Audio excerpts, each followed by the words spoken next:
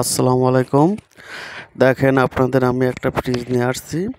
ফ্রিজটার সমস্যা হলো কম প্রেসার চলে কিন্তু ঠান্ডা হয় না, এবং সেজন্য আমি প্রথমে ক্লিপেন মিটার বা অ্যাম্পিয়ার মিটারটা লাগাচ্ছি। দেখেন, কারণ ফ্রিজটা যেহেতু দেখেন 0.769 দেখাচ্ছে, তার মানে 0.7 আমরা যেটা বলি সেটা হবে।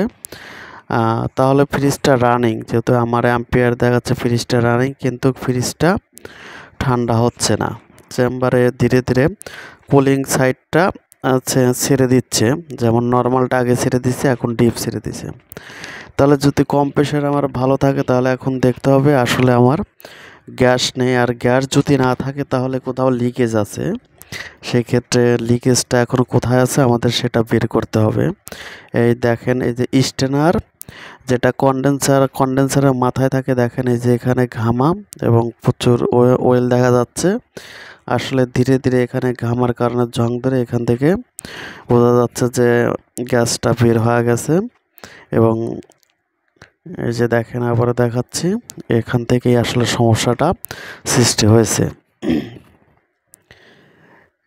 এবং কম্প্রেসার চলতেছে, কম্প্রেসার চললে পরে যে আপনার হিট হবে, হিট হচ্ছে না, শুধু কম্প্রেসার দেখাচ্ছে কম্প্রেসারটা চলতেছে, কিন্তু ঠান্ডা আসতেছে না, কোনো রকম ঠান্ডা আসতেছে না।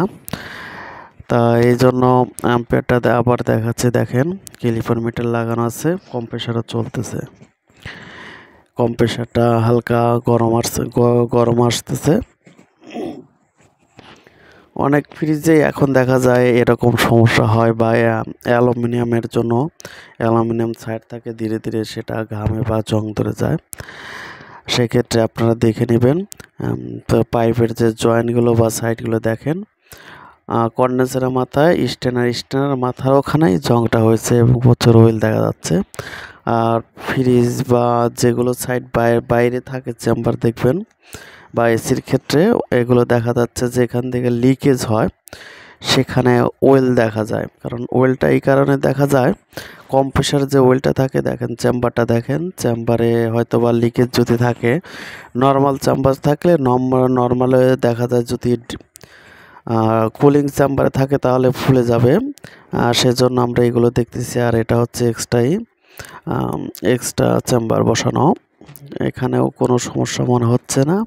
বা আপনারা সেক্ষেত্রে প্রেশার দিয়ে বা অন্যান্য কিছু করে চেক করতে পারেন যে আসলে কোথায়, বা ফোমিংয়ের মাধ্যমে চেক করা যায় যে লিকেজটা কোথায় আছে। যেহেতু আমার একটা মডিফাই হয়েছে এবং আরও কোথাও থাকতে পারে, সেজন্য চেক করা হচ্ছে ভালোভাবে যে ফ্রিজটা আসলে আরও কোথাও লিকেজ আছে কিনা। কারণ লিকেজ থাকলে তো আমি যদি গ্যাসটা সার্চ করি তাহলে আবার বের হওয়া যাবে, তাহলে সেক্ষেত্রে কাস্টমারের লস হবে। সেক্ষেত্রে আপনি আগে প্রেশার দিয়ে তারপর চেক করবেন।